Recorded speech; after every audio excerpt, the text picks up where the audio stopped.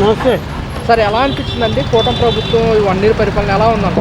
కూటమి ప్రభుత్వం బాగుంది, ఎక్సలెంట్గా ఉంది. మాకైతే బాగానే ఉంది, మాకేం ఇబ్బంది ఏం లేదు. అది పథకాల విషయానికి వస్తే ఏమంటారు? పథకాలు కూడా బాగానే అందుతున్నాయని చెప్తున్నారు జనాలు. రీసెంట్గానే తల్లికి వందనం పథకం కూడా రిలీజ్ చేయడం జరిగింది, ఎలా అనిపించింది?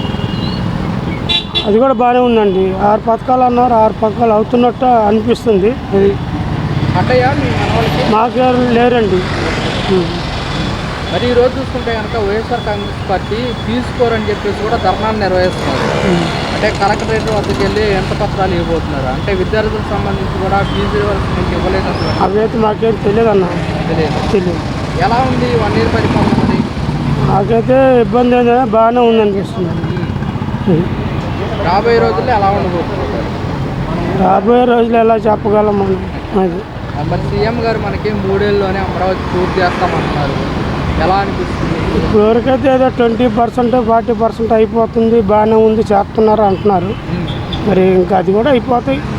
అది మన కనుక అమరావతి కనుక పూర్తి అయితే ఎలా ఉంటుంది అంటారు? అమరావతి కనుక మనకు పూర్తి అయితే ఎలా ఉండబోతుంది?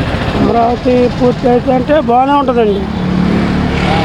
సీఎం గారు అదే అంటారు, మన పిల్లలు ఇక్కడే ఉద్యోగాలు చేసుకోవచ్చు, బయట దేశాలకు వెళ్ళకుండా అని చెప్పి. అవును, ఇక్కడే వస్తే ఇంకా బయటకు వెళ్ళాల్సిన పని కూడా ఏముండదు కదా. గత ప్రభుత్వానికి ఈ ప్రభుత్వానికి తేడా ఏంటంటే ఏం చెప్తారు? ఏం చెప్తామంటే ఏం అర్థమవుతుంది, ఏం అర్థం కావట్లేదు. అది అయితే వేస్ట్ అనిపిస్తుంది కాంగ్రెస్. ఇదైతే బాగానే ఉంది. కూటమి ప్రభుత్వం సంక్షేమ ప్లస్ డెవలప్మెంట్ అన్నారు, డెవలప్మెంట్ ఏ విధంగా ఉందంటారు?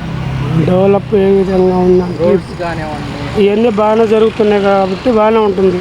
అది మళ్ళీ జగన్మోహన్ రెడ్డి మళ్ళీ నెక్స్ట్ మేమే వస్తాము అని చెప్పేసి అన్నారు, వచ్చే అవకాశం ఉంటుందంటారా? వచ్చేదాకంటే వచ్చేది గ్యారెంటీ ఏం చెప్పగలం. చెప్పండి. సరేనా.